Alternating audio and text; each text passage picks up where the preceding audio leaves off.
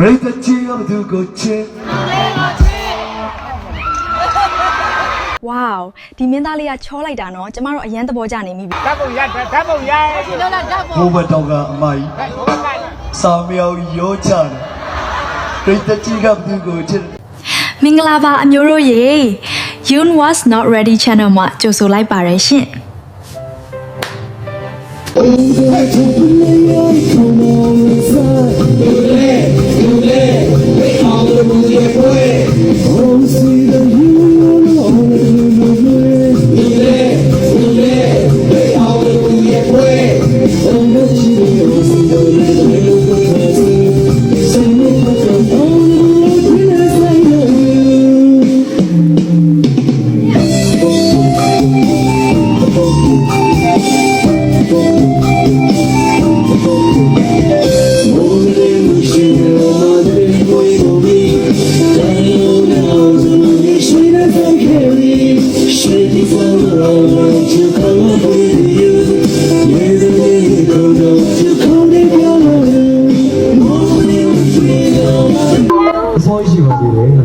အခုမှ၄နာရီရှိသေးတယ် ၄နာရီပဲစီသေးတယ်ကဲ9နာရီလာမယ်တကယ်ကြည့်ကြည့်ပါကြည့်လိုက်ထွက်တော့တကယ်စမ်းပြီးစပါလူကြည့်တော့တကယ်ထွက်လာတဲ့စကလုံးတွေအလူရွာဒီနေ့ထွက်တဲ့ခုနကသူရေးတာ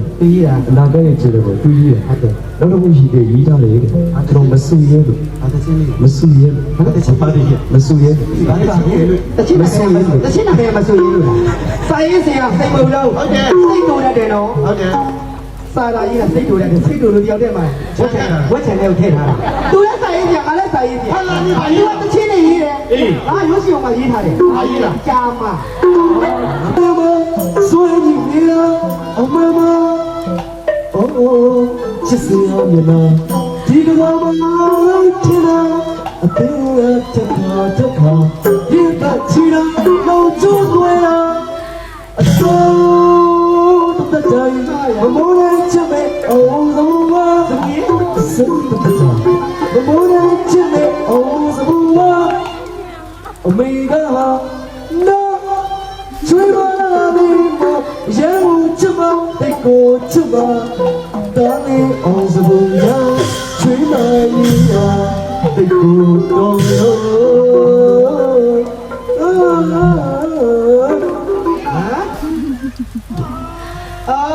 ဘာမြင်တာတော့ဘေးကြောင်ပြန်ဘေးကြီးရဲ့စားကြည့်အတန်းမရောက်တော့ဩ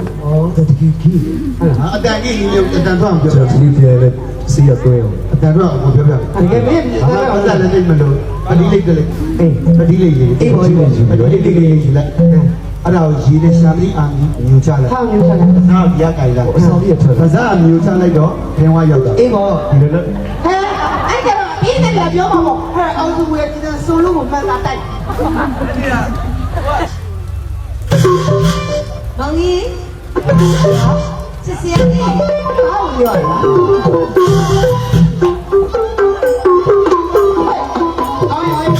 စစ်စရာမင်းသားလေးဆိုပါလားဟုတ်ပါတော့တယ်နာဒီလား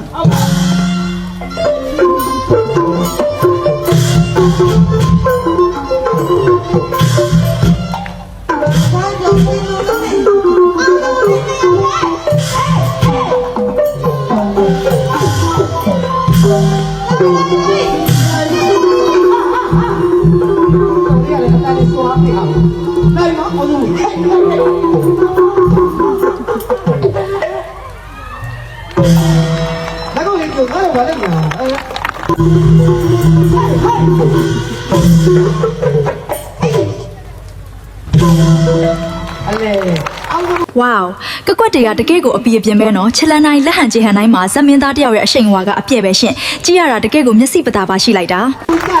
ဒီနောက်ဆုံး6နာရီဖြစ်ဟုတ်ပါဘူးနောက်ဆုံး9နာရီ10နာရီနေကင်းပွဲတွေပါကပြောစမ်းပါလေရှူကျွန်တော်နှိမ့်ဆက်လိုက်ရတယ်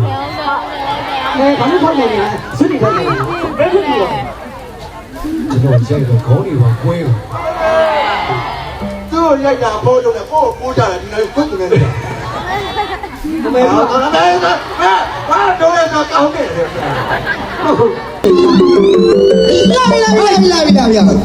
ကျော်သားကျော် စိန်မုံလုံး စိတ်မလုံးလည်းရတာရောမင်းအောင်ဒီမတော်ရတာဦးမောင်လိုက်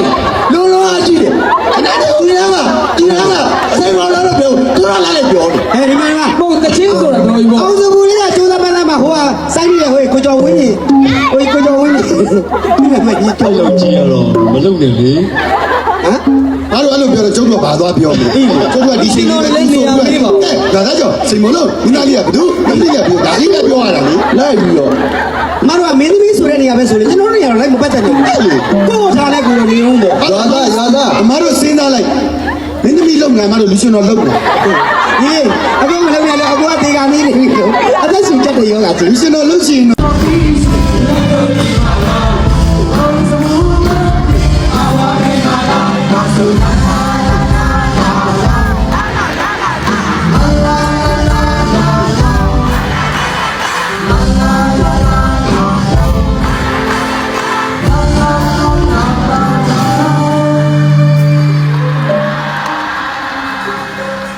တဲ့တဲ့ရေပြောတဲ့ဟိုမှာစိုက်စုံလို့ဟိုပါပါတယ်ဒီနေ့နဲ့ဒီတဲ့ဝိညာဉ်အတူမှလည်းဩဩဩ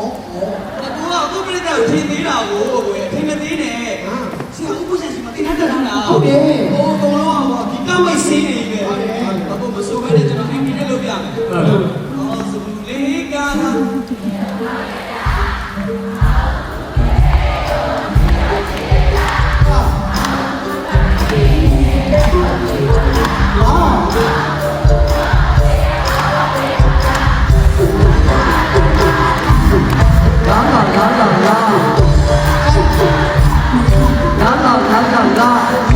ဒီလေဒီလေကျွန်တော်လည်းလာလေရောင်းပြန်ပြီလေမတော်တဲ့ကကျွန်တော်တို့တောက်ကပြောင်းသွားမှာ ကျွန်တော်မပြောလို့ပြောပြီးလေ ကျောင်းရရှိနေတာ အကောကသူ့မိတ်တယ်တွေပါလေလာတော့သူပြင်ခင်းတာသူအဲ့ဒီချင်းဆိုအတန်တင်းတော့လေဆရာဥပ္ပရှာတယ်ဘယ်လိုတရားသူအဓိကရှာပဲချင်းဆိုရှာကစားတယ်လို့လေရှာမလို့ကစားဆရာကစားတယ် အဲ့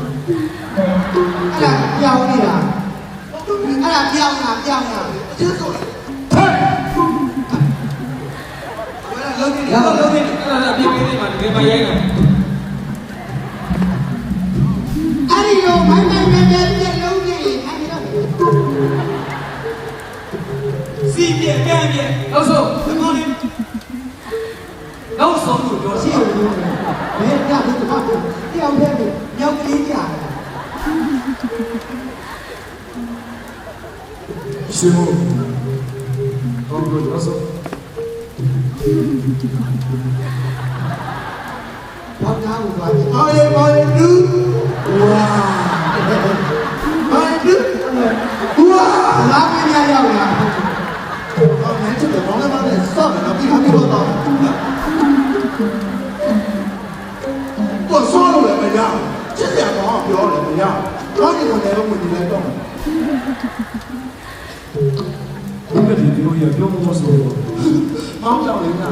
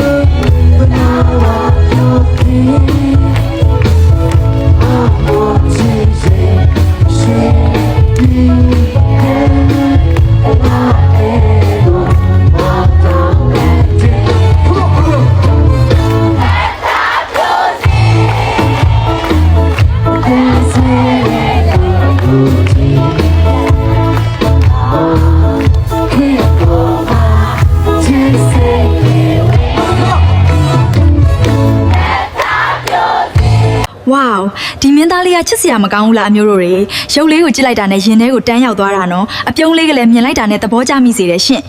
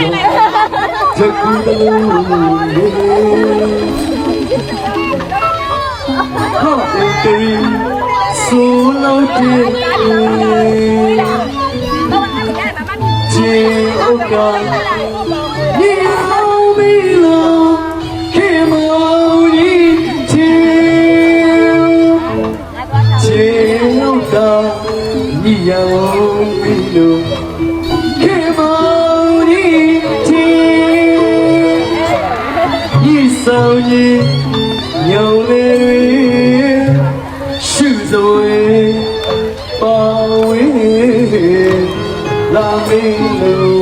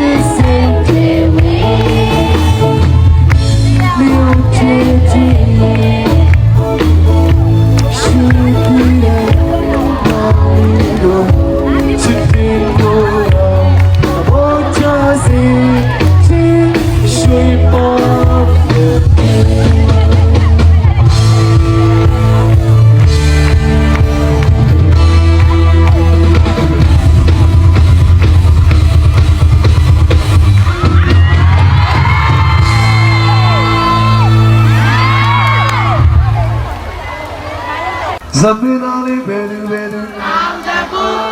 Break the chain of the good chain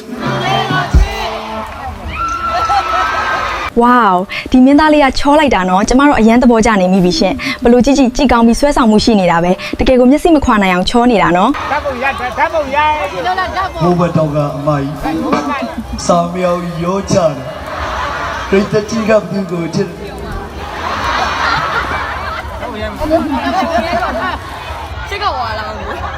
မမမောင်လေးကိုကြည့်ဦးလေ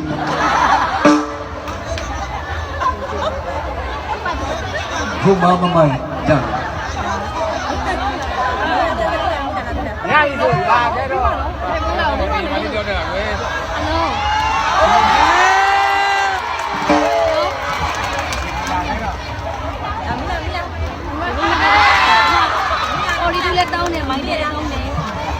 Zameen Ali bedu bedu Zameen Ali bedu bedu Break the chain of the good chain Break the chain of the good swing Bedu kare puele Pue pue pue pue Pue Hey let's go Hey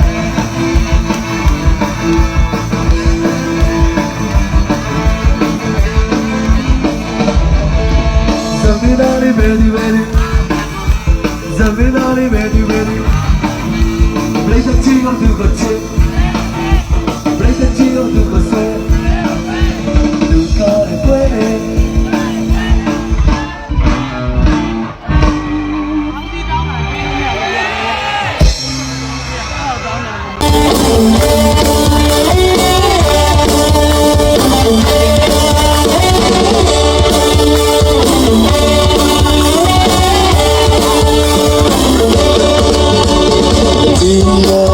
Yeah.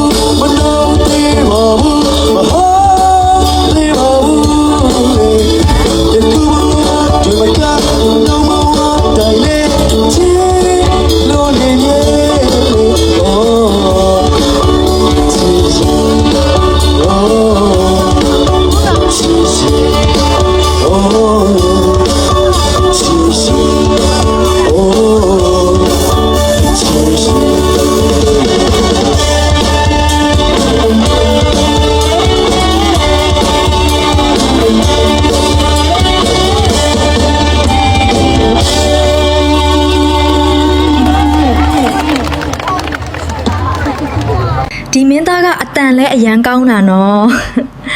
တချင်းဆိုတဲ့ feeling ကလည်းတကယ်ထိတာပဲရှင်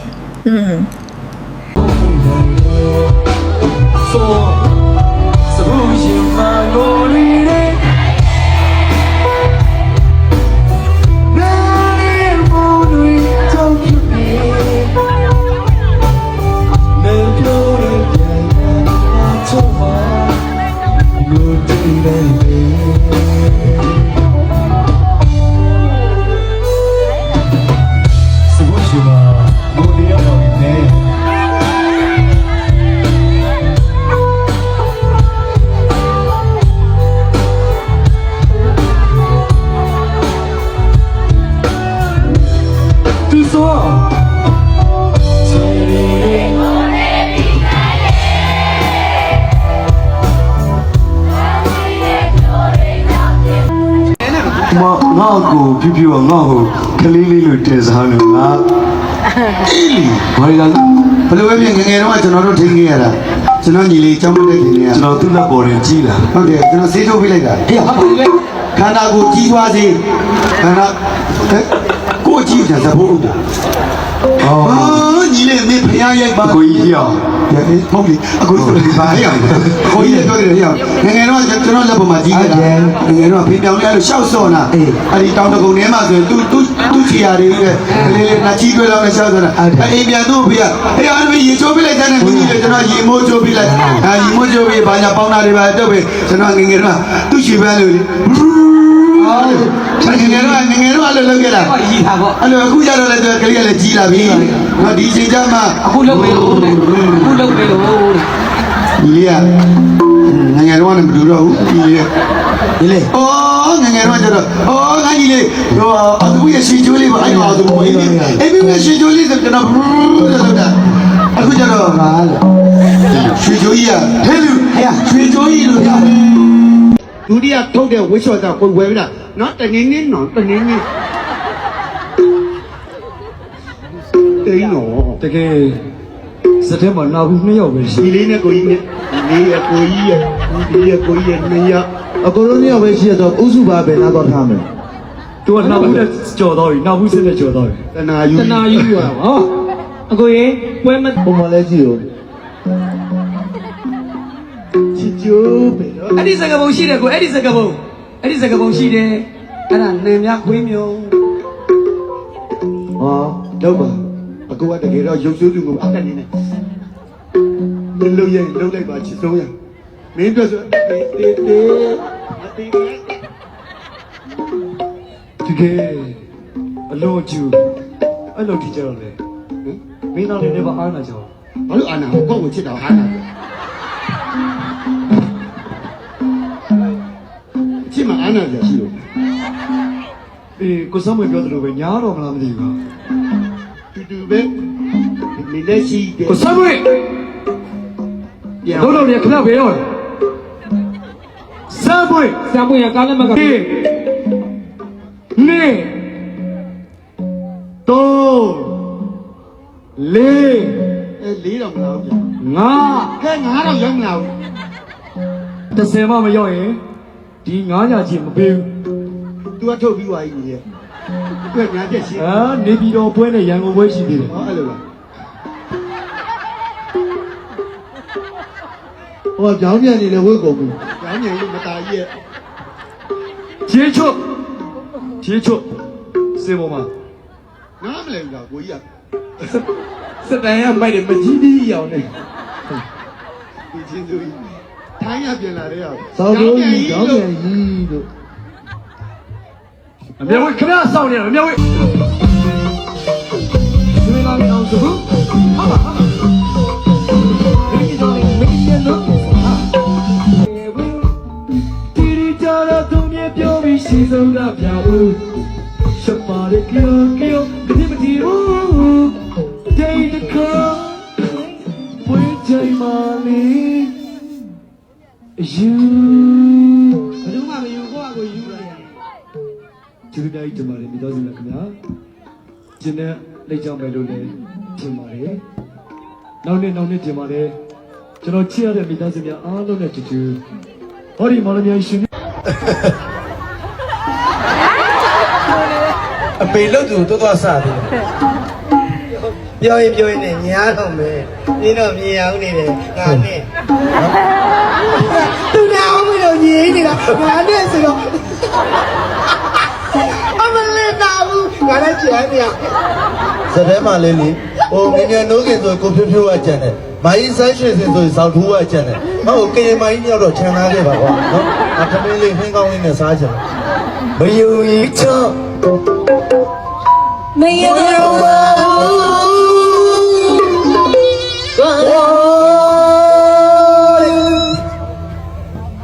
လူစိတ်မယူလောင်များ အာမိုက်ဝိုင်းလူနေတာ ယူပါမယ်ကိုရဲ့ဘာဖြစ်လဲ ကျွန်တော်တို့ဘယ်မှာတော့ တေးကြီးဖုတ်ကောင်းလေးကိုဖြိုးဖြိုးမင်းသားကမဆိုလာရီးနေကျွန်တော်ကထင်တော့နမည်ကြီးခဲ့တာသူကားတဲ့ချိန်တော့လူတွေမပေါ်သေးဘူးခွေးအားချလာဘူးအမတွေ့လားအခုတော့မှတူလီချာနေတယ်မူတော့လာလေတားနေနေတာတလားဟော တော့ဘာလဲ ဒီလားကွာတယ်သူကတစ်ဆောင်တယ်ကွာ9000တန်းဘာဖြစ်လဲနေရတရွဟိုက10ရွလာမယ့်နေ့ကိုကျုပ်ကကြိုက်ခေါင်းငါ မင်း ကြိုက်ခေါက်ဆိုတာတိလား ဒါရ ကြိုက်ပြီးတော့ငါခောက်ခေါက်သွားတာ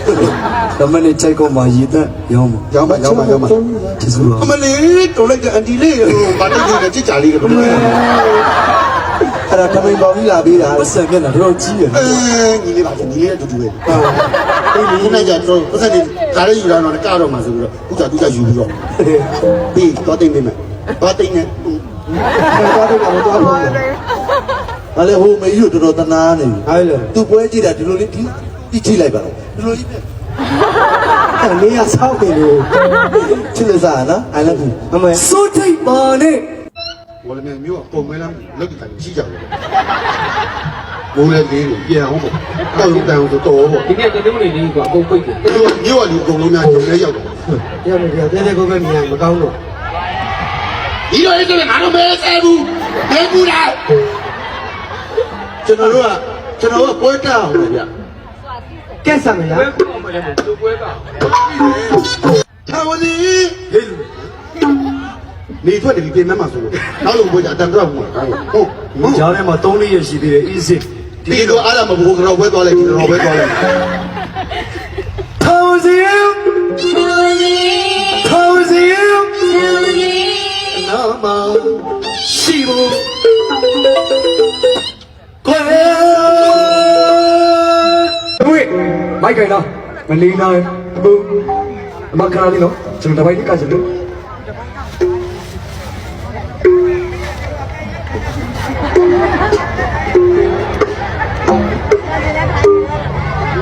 就一档知道不？哎，一档不能做啊！ ထိုင်ဟုတ်လေခဏလေးတပုတ်သေးအန်တီ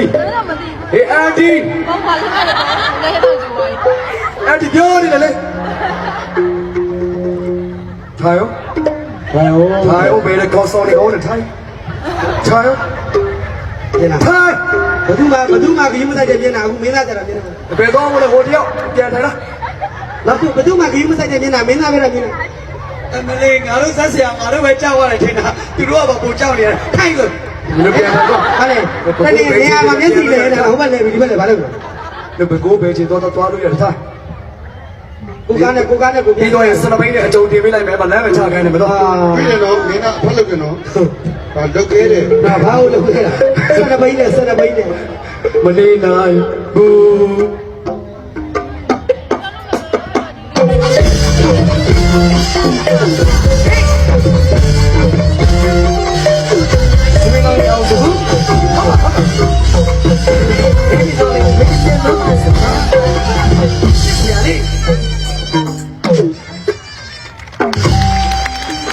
အိုးဒီမင်းသားကအကလည်းတကယ်တော်တာနော်ကောက်ကွက်တွေကလည်းအရန်လှတယ်ကြည့်ရတာတကယ်သဘောကျစရာပဲရှင် တေတော့တွေ့နေရ ဒီနိုင် နေနိုင်လေကပေးမတော်နေနိုင်ဘူးပေးကမက ဒီကဘာဖြစ်နေလဲမသိဘူး 你又对我，我那个表， အမဒီကလေးလောက်ချင်လား ဟုတ်ဝယ်ပြီလားနော်တနင်းနင်းနော်တနင်းနင်းတိန်နော် တကယ်စတဲ့မှာလာဘူးနှစ်ယောက်ပဲရှိ ဒီနဲ့ကိုကြီးဒီရကိုကြီးဒီရကိုကြီးနေရအကုန်လုံးရောက်ပဲရှိတော့ကိုစုပါပဲလာတော့ထားမယ် သူကနောက်ဘူးကြော်တော့ပြီနောက်ဘူးစနဲ့ကြော်တော့ပြီ တနာယူ တနာယူပါဟောအကိုရေပွဲမသိရင်လည်းမသိမှနဲ့တော့ကျွန်တော်မော်လမြိုင်ကနေလေဝေးဒီပွဲကူပြီးမကလို့မရလို့ပါ မောသားနေတော့ဝဲကုန်ပြီနော်ဟုတ်တယ် မို့မှာဆိုမှမိုးနဲ့ဝဲမှာပေါ့အဝဲသားတယ်လို့ ဟာခွေးကလေးကိုကျိုးနေဆွေကခေါ်တော့ ကိုဘက်မှာကိုခွေးနေတယ် တမီးလို့တူတူမားပါလေကွာဟိုမလေးကြည့်ရောကျိုးပဲ အဲ့ဒီစကားပုံရှိတယ်ကိုအဲ့ဒီစကားပုံရှိတယ်အဲ့ဒါနံများခွေးမျိုး ဟာလောက်ပါအကူကတကယ်တော့ရုပ်ဆိုးစုကိုအတက်နေတယ်လှုပ်ရင်လှုပ်လိုက်ပါချစ်ဆုံးရမင်းတို့ဆိုတေးတကယ်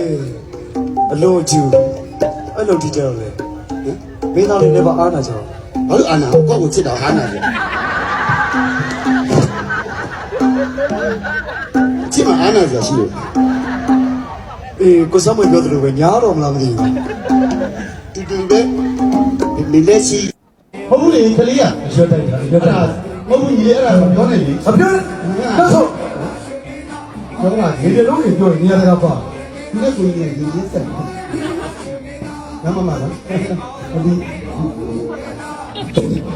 ဒီလိုမဟုတ်တရားရအောင်တော့မီးလိုက်ရတာအဲ့ဒီ ဟာမမ ဟိုမေသမီးလေးကောင်းဆောင်မေသမီးလူရှင်တော်ပြုတ်ပြုတ်အနာတက်ခိုင်ညာစည်းဖြံ ကိုကြီးအဲ့ဒီတော့ထွက်လာတာဘယ်လိုလဲ ကြည့်တာလေအမှန်ညာစည်းဖြံ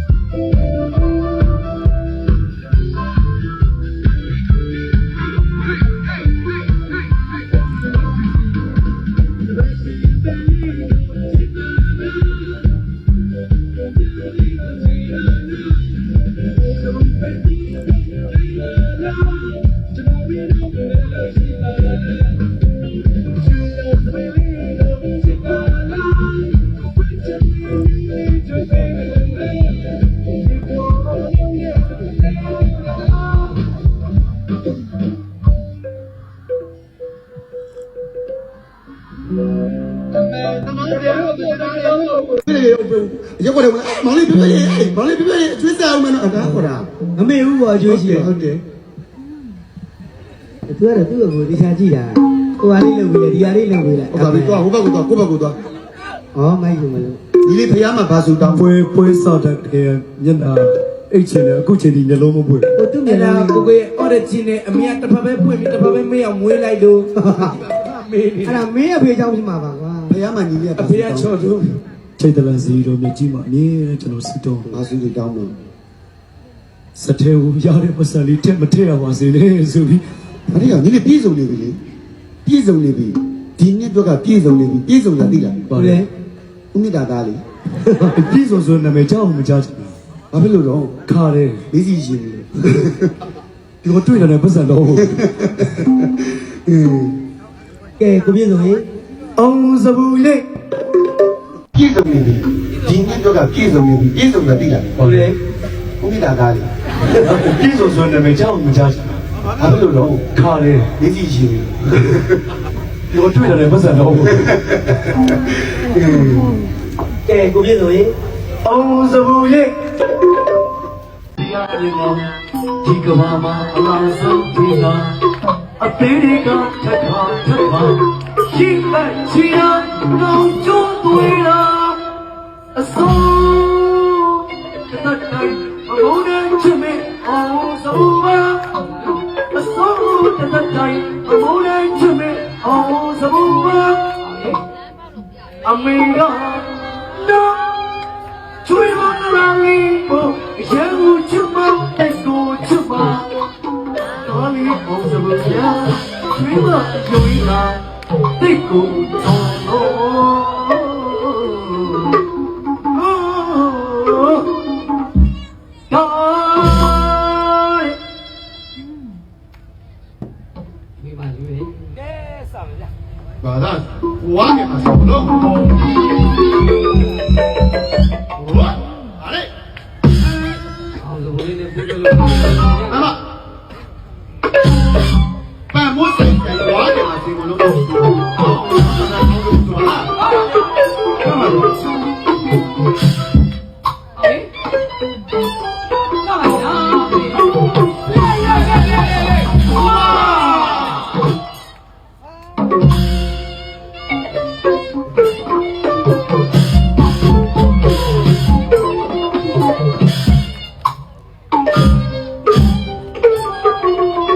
ပြေလို့မင်းရောရော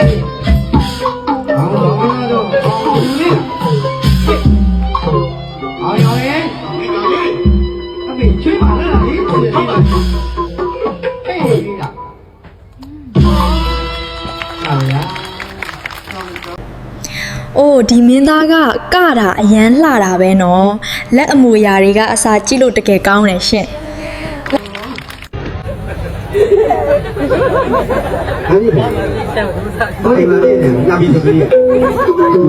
အားယူတယ်အယိုးတွေကလည်းအားထုတ်အောင်ဟုတ်တယ်အယိုးတွေကအစင်းလေးဆိုအဲ့ဒါအမေထွက်လာတဲ့တန်လေးကချူလို့ဆိုခဏလို့ဆိုအားတော့စတီယိုနဲ့ဖြစ်နေ ဒီမာ အမကြည့်လိုက်မလို့ တယ်လို့ပြောနေတာရှင်းနေမင်းတို့ဘာယူသူမပါနေတယ်ဟော ဘာလို့မပြုတ်လေသူတို့ညောက်ကတားမိ ကိုယ်တော်ချောင်း မင်းတို့ကဘာမှမလုပ်ဘူး အောင်လို့ချောင်း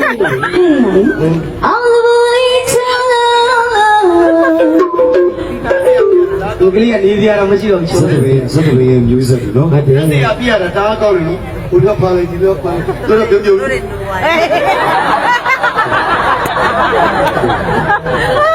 ကယ်ပဲ လက်စီကလည်းမလုံးနိုင်ဘူးလက်စီကလည်းနောက်ဘက်မှာအိမ်ကပတ်လက်ကြီးဒီလိုလဲသူလည်းပူလာတယ်လို့ကိုပြောပြောရလေအခုကြည့်ပြီးသူကလေအရင်အားကြတယ်ကြားလိုက်ပါလို့ဒီလိုအားမကြောက်ဒီလိုအားကြအကျွေးထူမှာဆိုလို့အကျွေးထူရင်ကိုယ်ပူတယ် ဟာလေ အကျွေးပူတယ် အတွေးပူရတယ်ပူတယ်ဒီလူကဒီလူကဒီနေဟုတ်ပြီလား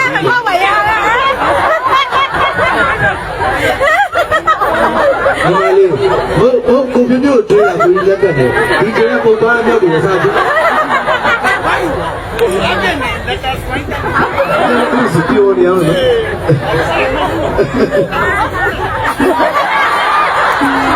အမေလို့သူတော့စားတယ်ပြောရင်နဲ့ညာတော့မယ်ဒီလိုမရဘူးလေငါနဲ့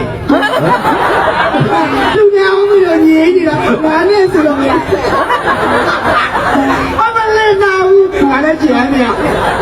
စတဲ့မလေးလေးဟိုမြင်နှုံးကြီးဆိုကိုပြပြဝချန်တယ်မာကြီးဆန်းရွှေဆိုဇောက်ဘူးဝချန်တယ်ဟုတ်ကင်ရမကြီးရောက်တော့ခြံသားခဲ့ပါဘူးနော်အတမင်းလေးခင်းကောင်းလေးနဲ့စားချင်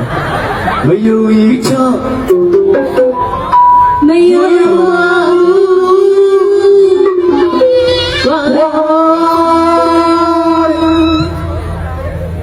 လူစိတ်မကြီးလာအောင်လို့ အာမိုက်ကိုဝိုင်းလို့လေလား ယူပါမယ်ကိုကိုရဲ့ပါ အဲ့ဒါလည်းကျွန်တော်တို့ဘာမှမလုပ်ဘူးမိုက်ကို ကျွန်တော်တို့မှလေဒီလေးတချင်းနေရတယ်ပဲအရေးတကြီးကြီးနဲ့နေတာတို့အဲ့ဒါကျွန်တော်တို့အရေးတကြီးကြီးရတယ်ဟုတ်တယ်ဒီမှာကျွန်တော်ညီလေးဒီနာလေးနဲ့မျိုးနေဟောဒီကြီးရမဆက်နိုင်ဘူးလားဒီစိတ်ကြီးများလဲဆိုကျွန်တော်တို့အတွေးပူတယ်သူမျက်နှာလေးနဲ့ညိုးနေကျွန်တော်တို့ကဘယ်တော့တော့ကောင်းနေထိုင်နေမတည့်ရနေခုနကလေးဟောပြထွက်တာတော့နားမလာရဲ့ချင်းတယ်ကိုယ်မတင်လို့ပြတာလူငယ်ပင်မဲ့ဖုံးနေဟုတ်တယ်သူဘိုးကကြီးပဲအဲ့မပြည့်နေသူကြားတယ် ဒီတော့အကြီးပဲ တော့ဒီကတော့မှမိုက်မရှိ ကားကြတယ်မှာကားကြတယ်မှာ ရှိရတော့ပြ ဒီ လုံး မိုက်တော့ပြိကံပြောနေတာကားကြတယ်မှာကြီးကောင်းပြီယူကြီး ဟုတ်တယ် သူကလည်းပြောကိုဒီရတယ်လေ ဘာလို့နေရလဲဖုံးမငယ်ကိုခေါင်းဆောင်မင်းသားတစ်လက်ပြဖို့ဆိုတော့မလွယ်ဘူးမင်းသားခေါင်းပေါင်းပေါင်းနိုင်ဖို့ဇက်တစ်ဖွဲ့သားလုံးအုပ်ချုပ်နိုင်ဖို့ဆိုတော့မလွယ် ဟုတ်တယ် ဒီလိုအသက်ရနေဒီလိုအုပ်ချုပ်နိုင်ဖို့ဆိုတာအုပ်ချုပ်နိုင်ဖို့ဆိုတာမလွယ်ကျွန်တော်တို့ကားကြတဲ့မင်းသားကိုရင်မှုမှလည်းကားဘူးတယ်ဟုတ်တယ်ဒါပေမဲ့ကိုအကူမို့လို့လည်းအဲ့လိုမကြောက်ဘူးသူဆိုရင်တို့ကြောက်တယ်ဘုန်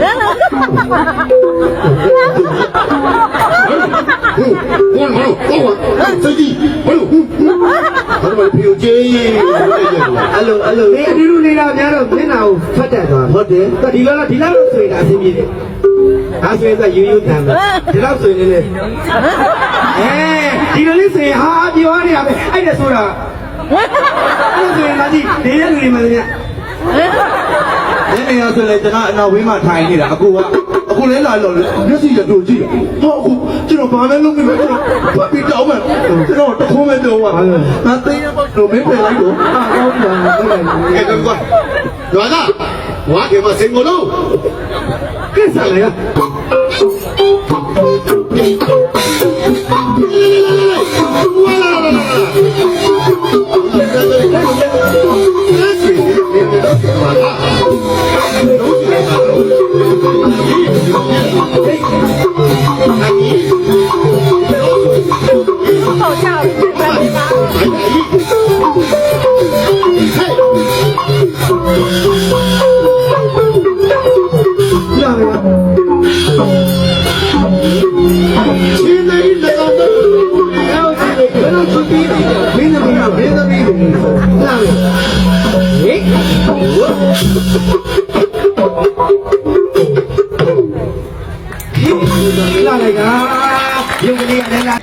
အပါဒီမင်းသားကကတာအရန်ညီတာပဲနော်လှုပ်ရှားပုံတွေကလည်းကြည့်လို့အရန်ကောင်းတယ်ရှင့် ဒီအကောင်နဲ့အက အလူကြီးကစေချာဒီကိုမရလေအိုင်မာမိမတော်ချီလို့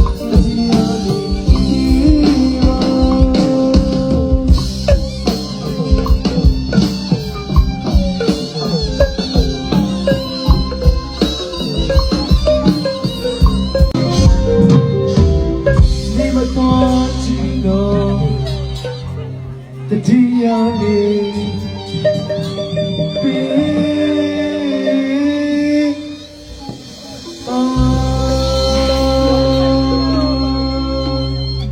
ကျော်ရရှိသောအားပေးကြတယ်။အော်စမူတပေကိုချစ်ကြတယ်။ကျေးဇူးရှင်မိသားစုများအားလုံးစိတ်ဓာတ်ဒုက္ခကာယဒုက္ခနှပြသောဒုက္ခနဲ့ပြည့်စုံပြီးကောင်းကျိုးလိုရာဆန္ဒဖြာဖြာပြည့်ဝပါစေကြောင်းအော်စမူဇက်တပေကကျေးဇူးများတင်ပါတယ်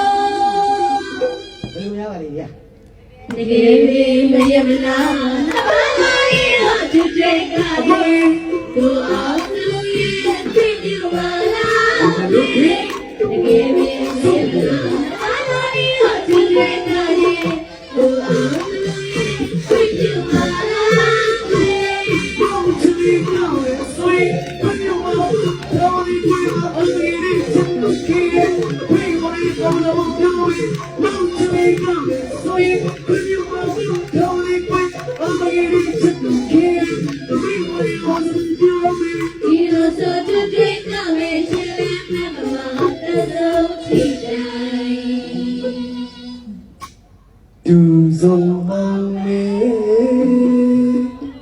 တူဆုံးမောင်မေ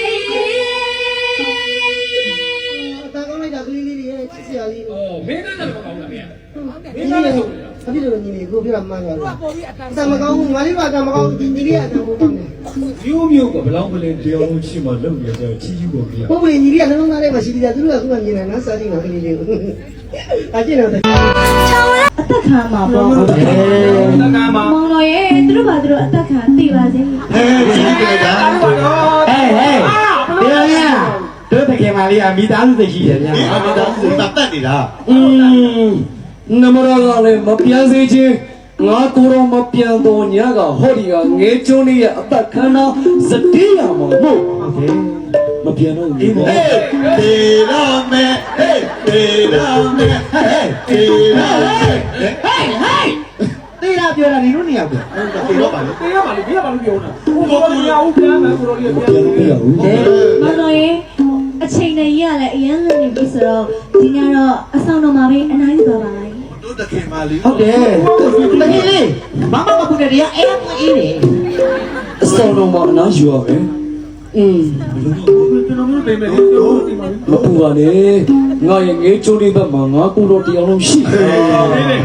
နမတော်လေးဆက်တော်ကိုရအောင် ဘယ်လိုတော့ခမပူလို့တက်တော့ခလို့မရဘူးလေတပ်ဖို့နေပါမလားဘူးဘယ်လိုမှမနေပါဘူး ကလေးဒီဒီကတော့နေသွားနေကြတာဟောတယ်နော် ဆက်ခုံ တက်ခုံ ဟဲ့နေကြီးတော်ကြီး ဒါဒီတော့ဆွေးနန်းတော့ ထွေနန်းတော့ ဘယ်လိုပြန်မလဲဘယ်လိုလဲ This is Nando is the goal ဟောဘာလို့ပြောနေလို့ ပို့လိုက်တဲ့ဘူး မတော်ပြောင်းမယ်နော် တကယ်မလေးပြန်ရရှိ ဒါဆိုရင်မမတကယ်ပြန်မှာပေါ့ တကယ်ပြန်မှာပေါ့ ဘောတော့ပြန်ဟုတ်လားဘောတော့ကိုလေးတယ် ဘာဖြစ်လဲလို့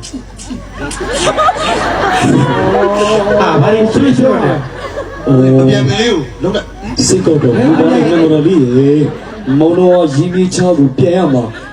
နမတော်လေးကအဲ့လိုစိတ်ကောက်တော်မူပြီးတော့မောင်တော်ကဘယ်လိုစိတ်နှလုံးရှင်လာပါမလဲနမတော် ဟာဒီမလေးကလေဘာဖြစ် ဟုတ်တယ် ဘာဖြစ်နော် တကယ်မလေးစားကြိုအောင်ဗျာ တကယ်မလေးကလာတယ်မင်းကခွေးတန်တောက်နေတာ စိတ်ချနောင်နေဒီမှာလေဟောဒီကလေးသားပြတဲ့ကနေအစိုးရစောင့်မောင်တော်ဖာခမဲတော်ဟုတ်တယ် မနက်ပိုင်းပဲ လက်ကိုပြုတ်ပြီးဆိုရင်နမတော်လေးစီကိုချက်ချင်းအမြဲဆုံးရောက်အောင်လာခဲ့နော် ကိုတော်လေးကရောက်အောင်လာခဲ့တကယ်မလေးကပြည့်အောင်နေပါလေ ညော်နေပါ နေမပြောနေ တကယ်နော် တကယ်ဘောနမတော်လေး အကတကပြေးတိုင်းသာသာပြေးရတာမင်းရဲ့အကပြေးတိုင်းသာသာပြေးရတာမင်းရဲ့ မပြေလို့တော့မဖြစ်ဘူးချင်းနေအချစ်ဦးခင်ခွေးတူမတော့ကိုမပြေလို့တော့မဖြစ်ဘူးချင်းနေအချစ်ဦးခင်ခွေးတူမတော့ကို ချင်းရလေအချင်းမလာလေဒီနေနေချင်းအခုလေးဆွေးနာဆွေးနာလေအချင်းရလေဒီနေနေချင်းအခုလေး မဆိုင်ရလေခွေးငါမလေးစီရောပေးတယ်လေလက်ပြေလာလေတာလေရောစီလို့ဆုံးမခွေးဘောလာမဲ